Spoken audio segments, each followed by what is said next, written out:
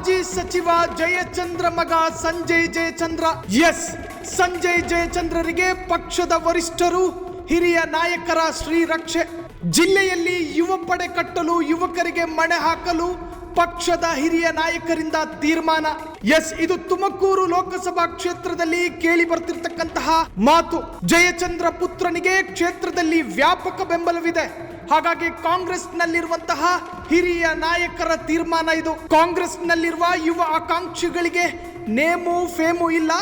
ಜಯಚಂದ್ರ ಪುತ್ರನಿಗೆ ಕ್ಷೇತ್ರದಲ್ಲಿ ಒಳ್ಳೆಯ ಹೆಸರಿದೆ ಮತ್ತು ಒಳ್ಳೆಯ ಫೇಮು ನೇಮ್ ಇದೆ.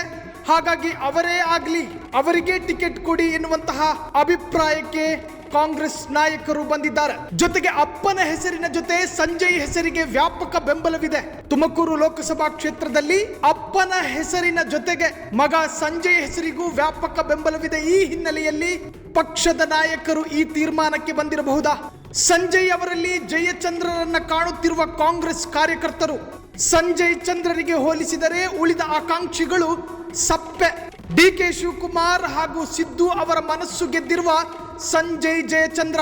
ಇನ್ನು ಆಕಾಂಕ್ಷಿ ಮುದ್ದ ಹನುಮೇಗೌಡ ಪಕ್ಷಾಂತರಿ ಎಂಬ ನೆಗೆಟಿವ್ ಇಮೇಜ್ ಈಗಾಗಲೇ ಪುತ್ರ ಸಂಜಯ್ ಪರ. Jayachandra full batting. ಮಗನಿಗೆ ಲೋಕಸಭಾ ಟಿಕೆಟ್ ಕೊಡಲಿ ಎಂದಿರುವ ಟಿಬಿ ಜಯಚಂದ್ರ. ಹೊಸ ಮುಖಗಳಿಗೆ ಮಣೆ ಹಾಕಬೇಕು ಎಂದು ಹೇಳಿರುವ ಟಿಬಿ ಜಯಚಂದ್ರ ಈ ಬಾರಿ ಸಚಿವ ಸ್ಥಾನದಿಂದ ವಂಚಿತರಾಗಿರುವ ಟಿಬಿ ಜಯಚಂದ್ರ ದೆಹಲಿ ಪ್ರತಿನಿಧಿಯಾಗಿರುವ ಜಯಚಂದ್ರ ಪರ ಹೈಕಮಾಂಡ್ ಒಲವು ತೋರಿದೆ.